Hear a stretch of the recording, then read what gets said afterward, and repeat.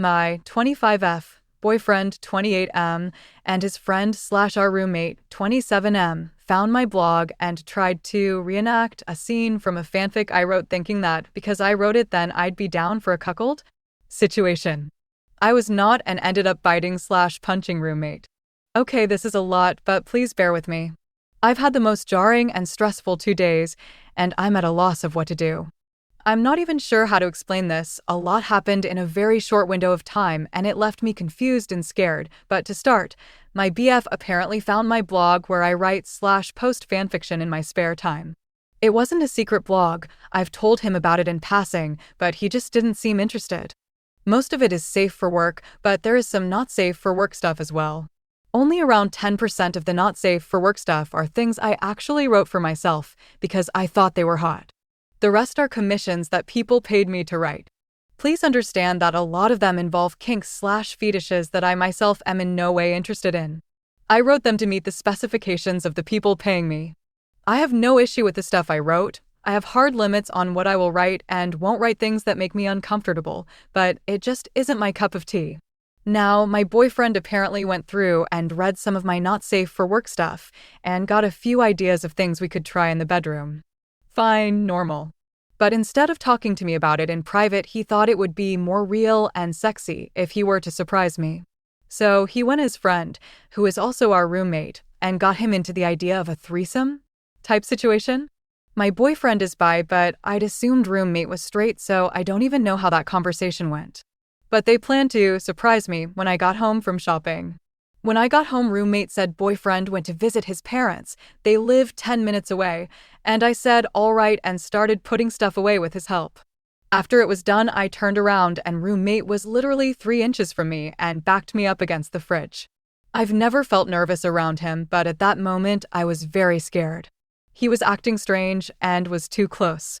I asked him to back up. He refused and said he knew I liked him, which in truth I had. Almost a year before, I'd had a very mild physical crush on him, but I never once entertained the idea of doing anything about it because I was already in a relationship. After living with him, though, the crush very quickly faded. I was mad at this point. He was giving me a very smug/satisfied look, like he knew what I was feeling better than me. He suggested we get closer. He used a grosser term, and that boyfriend wouldn't have to find out. I was effing stunned.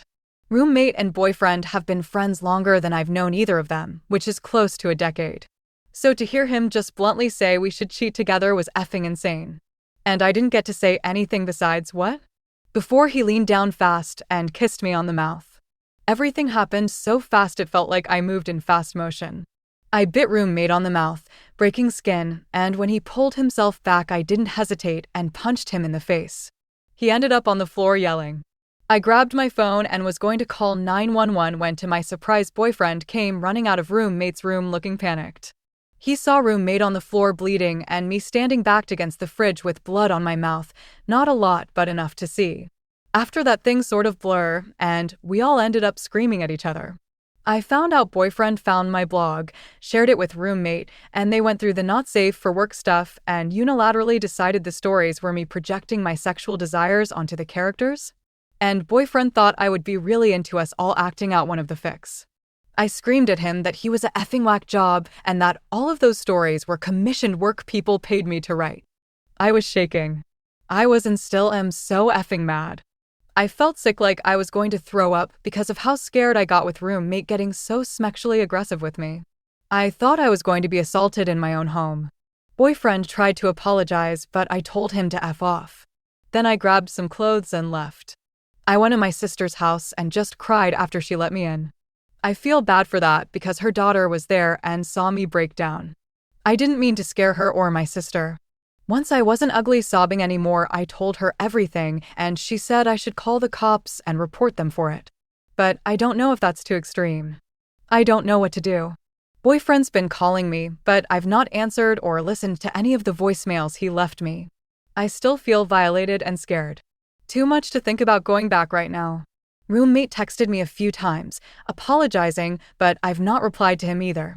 I'm just laying on my sister's couch alone at nearly 1 a.m., unsure what to do now. How to move forward. Aside from this huge F-up, boyfriend has been a great boyfriend. He's not perfect, but neither am I. But this is a really massive F up, and I feel lost. Do I talk to him? Just break things off? Ghost him? I left all my stuff at the house. Is there any way to salvage this? Would I be dumb to try? Any advice is helpful. Thank you. Sorry for the word vomit. I'm very tired and a mess. Relevant comments. Demo_Beck. Oh wow. First off, I'm so sorry you had to go through that. Secondly, I think you should take some time off away from your boyfriend. If he thinks bringing a sexually aggressive roommate on you without prior warning is okay, then I'm not sure what else he's capable of. He needs to realize just how effed up that is and earn your forgiveness. Regardless, even if you'd begged and begged for weeks for this threesome, there would still be times, dates, place limitations. You'd be fully aware.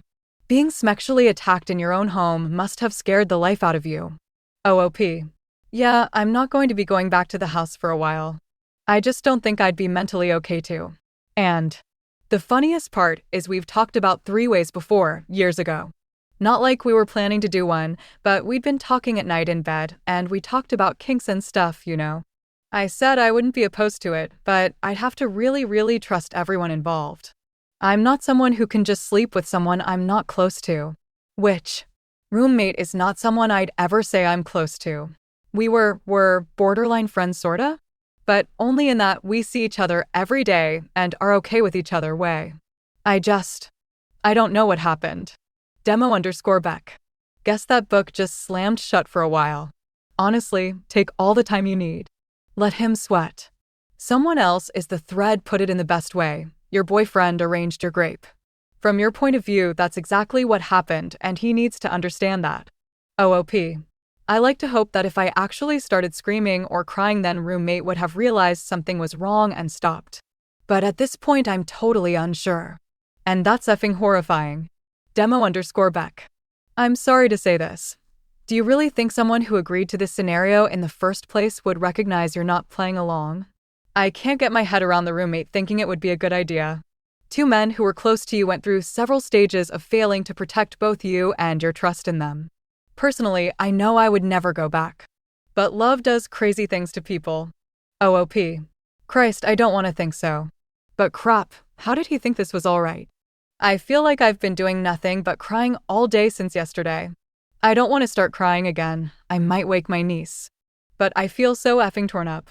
7M. Yeah, this isn't a little mistake. Both of them had to run several red lights to get to this crash. If the roommate goes to the hospital for stitches, the police could be called in for a potential domestic violence situation. If you think neither of them will attempt to press charges on you for what you did, you might let it slide. Then again, up until now, you probably never thought they would never conspire to grape you. OOP. Crap, I didn't even think of that. I don't know if RM needed stitches or not.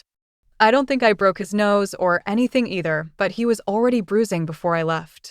Angelette. I admire you for how well you fought back. One of my biggest fears is freezing in an assault situation. You're amazing, powerful, strong, inspiring. OOP. I honestly was just mentally screaming, and a couple seconds later, he was on the ground. I just remember chomping down and then swinging. And told go to the police. Will the cops even effing do anything though? I just feel so frustrated.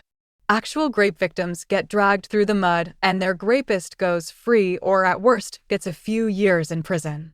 I just feel like nobody will take this seriously. Or worse, I would get charged for attacking roommate. He's the one with injuries, not me. I feel so hopeless. Update, 2 weeks later. Hey everyone, long update. My original post got a TN more attention than I thought it would. Talking with everyone really made me step back and see how serious what happened to me was. And helped me come to a smart decision, I believe. And a lot of people messaged me and offered a bunch of support and advice that I appreciate. Some asked if I would post an update once I figured out what I was going to do, to see if I was alright, etc. So here I am. To start off, I realize there's no salvaging this relationship. Not after this. There's no way I can continue to date someone who would actually go through with something this effed up. Especially all on his own, without even once trying to see if it was something I'd even want. Even in the best case scenario, he would just be a massive a-hole who didn't look before he leaped into an unthinkably terrible idea. But Worst case scenario, this whole thing was a lot more malicious than I'd like to dwell on. Neither option puts him in a flattering light. So boyfriend is now officially ex. A couple days after posting, I finally sat down and listened to read all the voicemails and texts ex and roommate left me. I was hoping for some insight into what they were thinking when they did this. But sadly, most of it was just them begging forgiveness in the same breath they used to make excuses for everything. Saying it was all a mistake, they didn't think it would hurt me. They were just trying to do something nice that they thought I'd like. Could I please talk to them? Typical stuff some folks on here told me they'd say. Then their pleas for forgiveness slowly turned exasperated and annoyed the longer I didn't pick up / reply. Finally, ex asked me not to do anything crazy, like go to the police, because this was clearly all one big misunderstanding.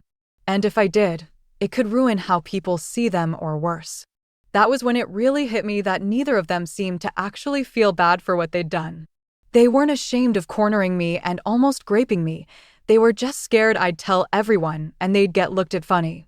I took everyone's advice and filed a police report. I don't feel like it'll even go very far, but people were right. There needs to be a paper trail in case anything messed up like this happens again, be it to me or any other women they happen to enter relationships with. My sister went and sat with me while I told an officer everything. I even showed them the text messages and voicemails. To their credit, the cop who was handling this actually took everything down like he sorta cared. Whether they follow up with anything is up in the air. I wasn't ready to meet in person with either of them, but I needed my stuff out of their apartment, so I waited until I knew they were both working.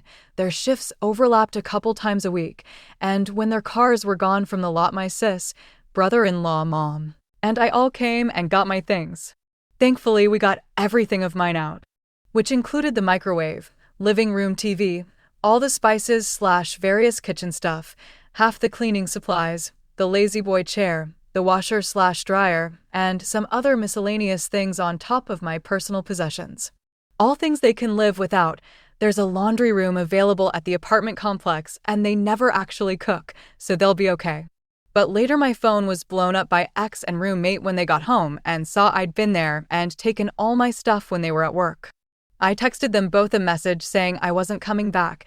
Ex and I were over. I got my stuff and left their keys sitting on the table and locked the door on my way out. I even took a pic as proof. Their messages were mostly along the vein of, how will we pay rent now? Despite both of them making enough to cover it until they get a new roommate, so long as they don't blow their money on frivolous BS. I was never on the lease, so legally I'm fine on that front. I also said that I didn't want either of them contacting me in any way, shape, or form from here onward. I was going to block them on everything, and any further attempt to contact me would result in me getting a restraining order taken out on them. I didn't give them the chance to reply before I did as I said I would and blocked them. So far, they haven't tried contacting me, as far as I know. But we'll see. And finally, I'm still not feeling fantastic, but I feel much better than before. I'm still sorta anxious since everything, but I'm sleeping better now. I'm still going to work, but I did take a few days off to recuperate before heading back to the grind. I'm spending more quality time with my niece and sister / brother-in-law, which is nice. I've set up a remote session with a therapist and will meet them via Zoom soon. I think talking through this will be good for me. I just want to thank everyone who commented and made me realize I'd been badly wronged. I was so ready to let my feelings for ex influence my actions on this. I'm glad so many of you talked sense into me. It doesn't matter who someone is to you, friend, boyfriend, girlfriend, etc. If they do something this terrible to you, then they probably don't actually love you. And more than likely don't deserve your forgiveness. OOP left a final edit in the comments. Edit. Thank you to everyone who offered their advice. It really helped put things into perspective for me. It made me step back and really look at the situation and see what happened was worse than I thought. I haven't spoken to boyfriend or roommate yet. But I'm going to be listening to the voicemails and reading the texts and then figure out where to go from there. Once everything is over and the dust has settled, then I'll try to update everyone on how things went, but I don't know how long it'll be before then. I've got my sister, brother-in-law, mom, and friends helping me, so I think I'll be okay.